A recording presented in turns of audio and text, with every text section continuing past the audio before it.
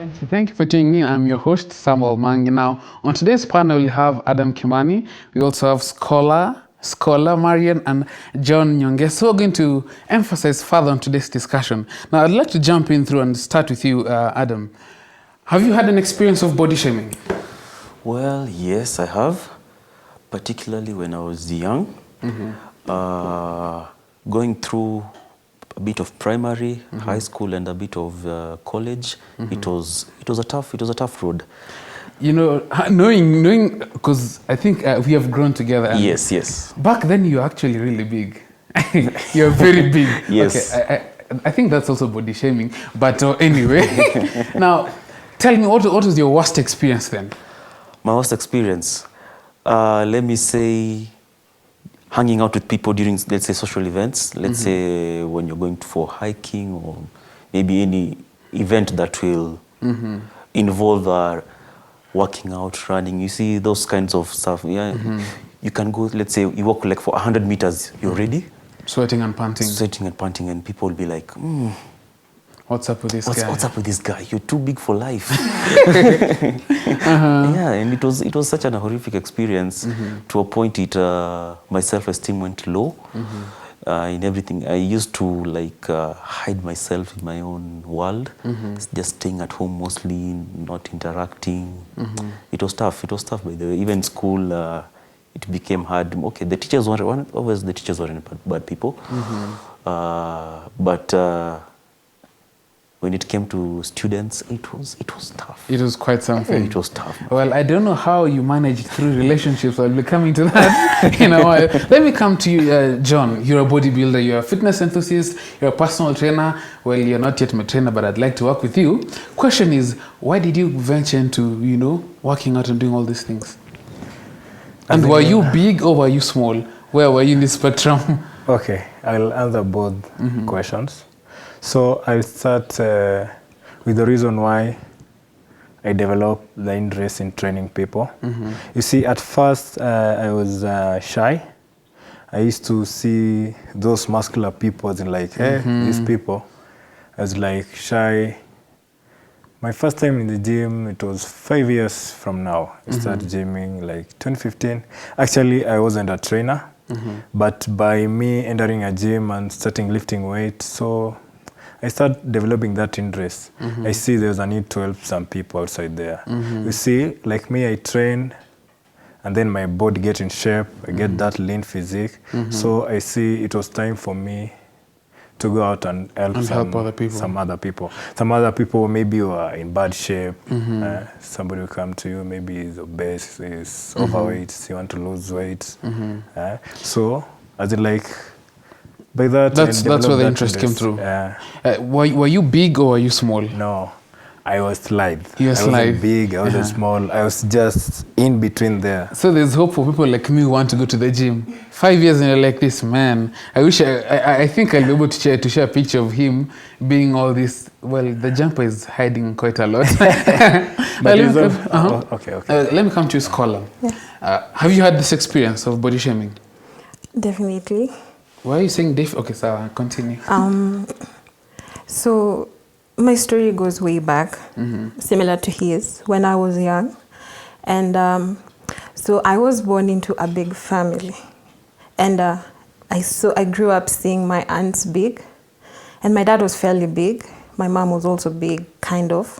So coming into such a family, you kind of feel it's the norm around there. And so you don't identify yourself as being weird or queer among people who look different from you. And I hail from the clan in Kisii, which is called Abasamaru. So these people are known for eating. So growing up, my uncles will tell me, eat, you don't withhold. And so coming into such an atmosphere, you kind of don't have a good relationship with food and stuff like that because you're just told just eat, and then now you start seeing it in your physique. And so transitioning from that and then going into now primary and high school, then you become conscious of who you are. And you would expect that with the same warmth that my family received me, that the community or the society would receive me, and that was a shock for me. So going through that really took a toll on my self-esteem and stuff of that manner. Now, you and Kimbo have both said that you've had this experience from, you know, education setup. Let me ask, at the church setup, have you been body shamed? I think sadly, in the sense that maybe someone will make like some comment and then maybe add a laugh after it just to like kill the awkwardness.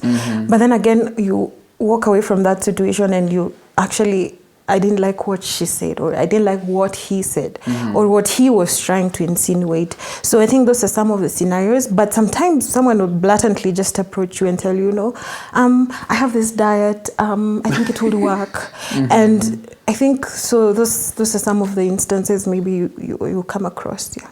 So you, in a nutshell, you're saying it's happening in churches? I do believe it does.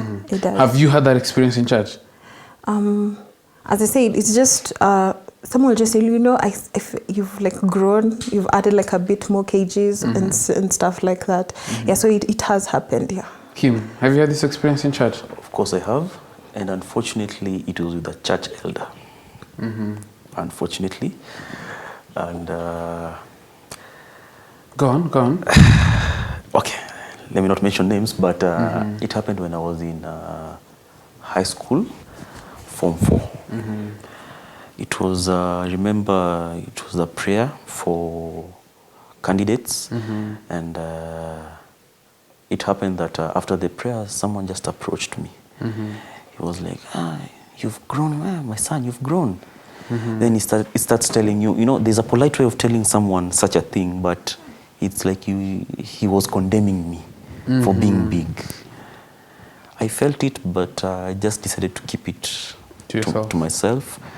And I think it took a toll on me because I never expected such a thing to happen to me in church.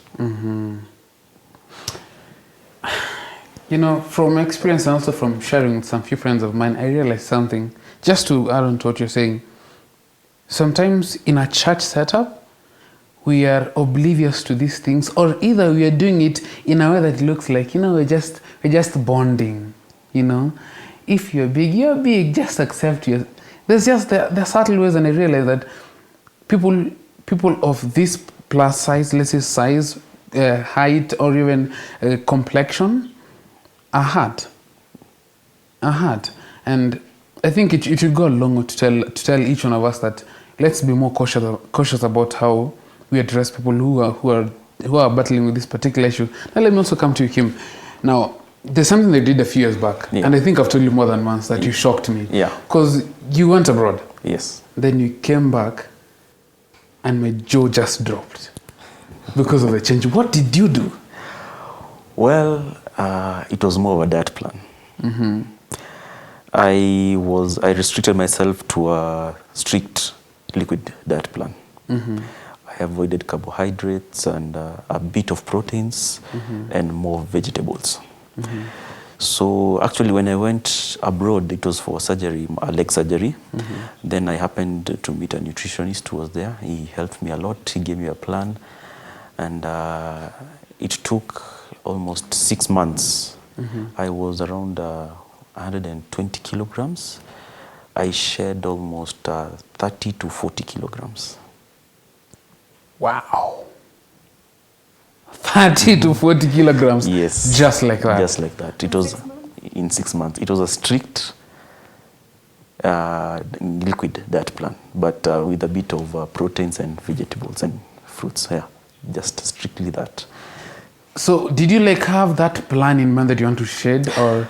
Well, I've always had that plan from long ago, but I think I never had the motivation to do so. But it reached a point and I started feeling this is too much. This was too much.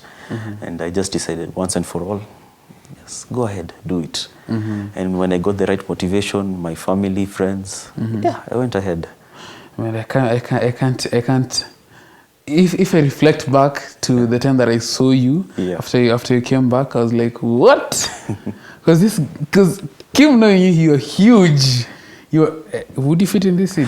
Actually, I don't think I would have fit here. I don't think so. I was so huge. It even walking was a problem.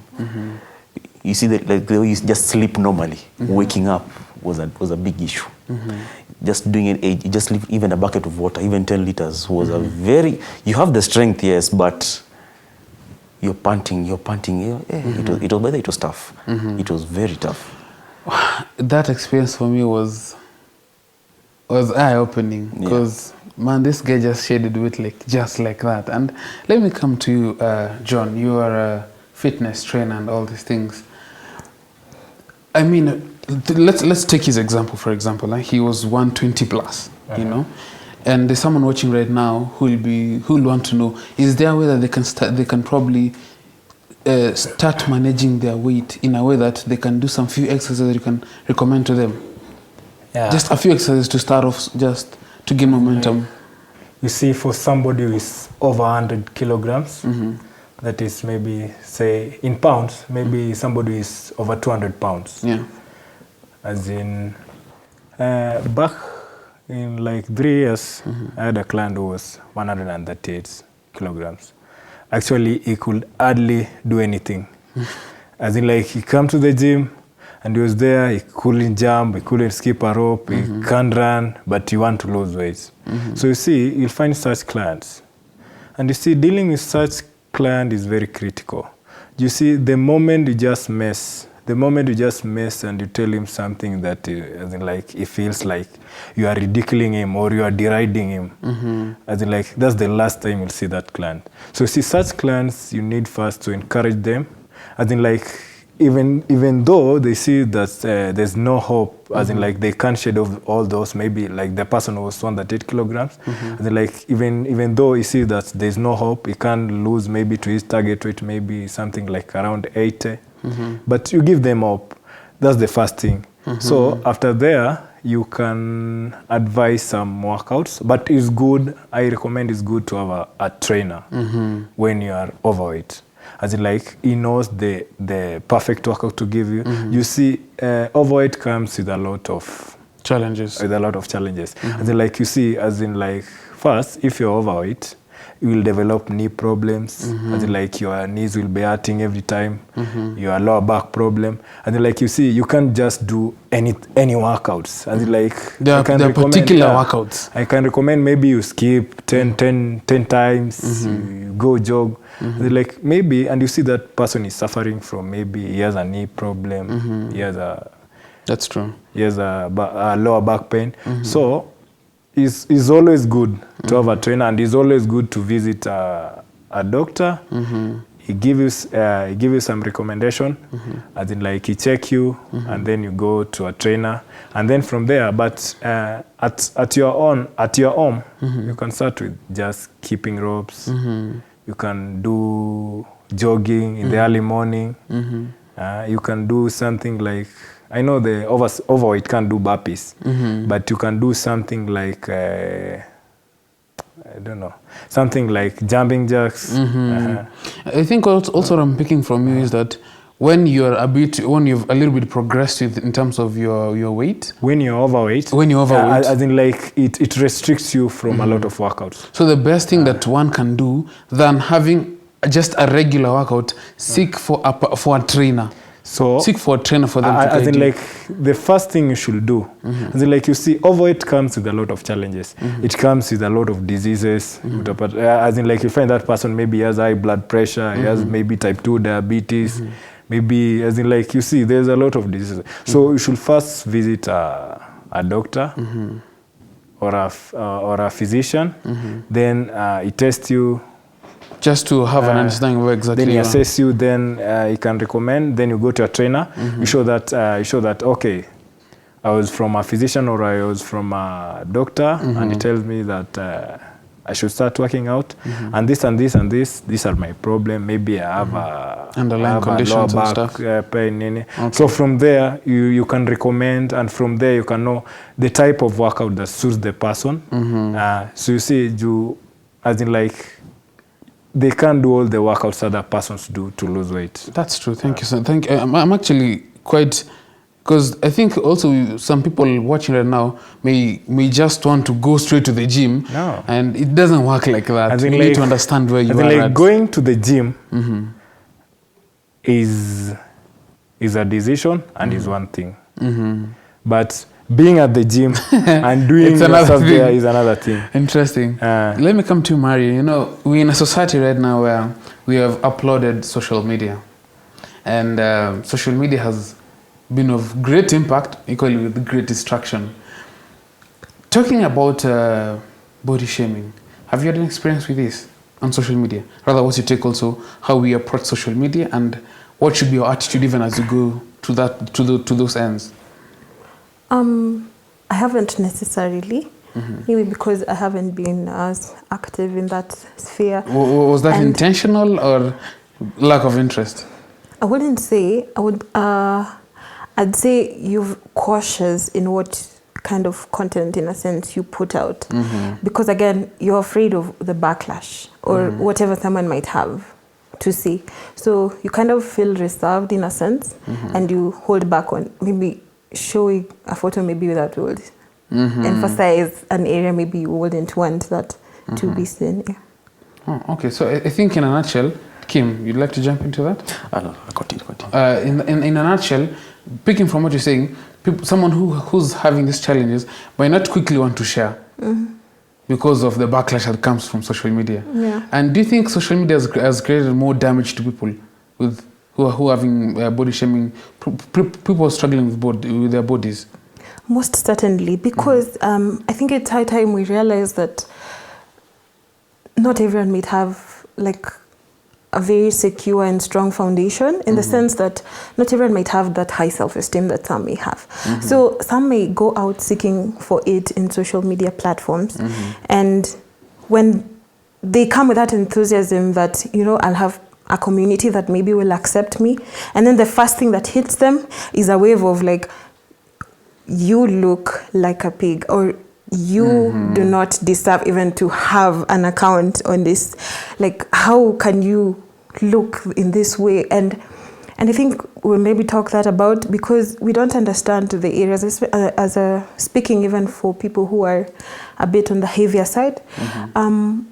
We think that, okay, these people don't have self-esteem, these people don't have control in the way they eat, or these people just, but it boils down to very many factors, from speaking from a medical perspective. And if we had this kind of understanding and just accept people the way they are, I think the greatest need for everyone is for someone to understand them and to actually accept them the way they are. I think that's the greatest need for every human person.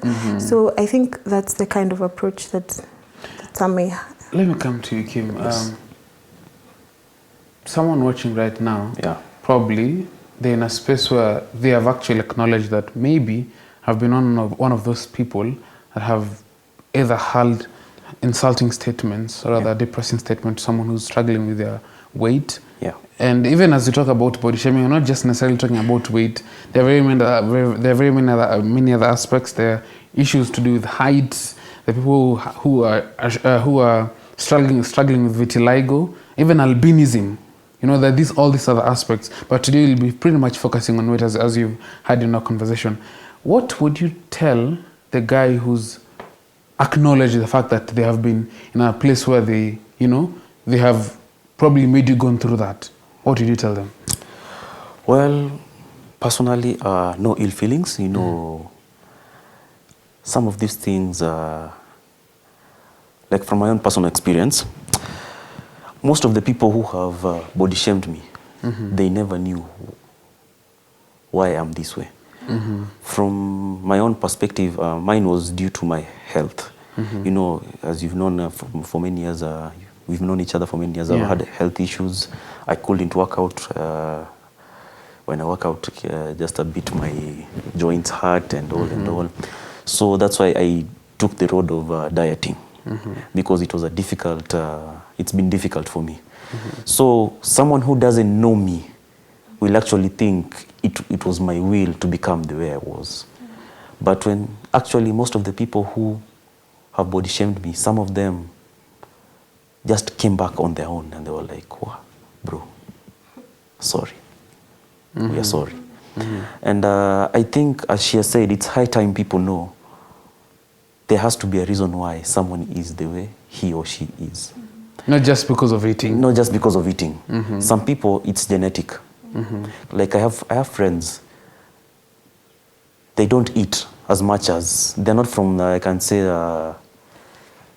even if you go to their homes and all, they're just simple. They're simple guys. They just eat normal meals, and they don't overeat.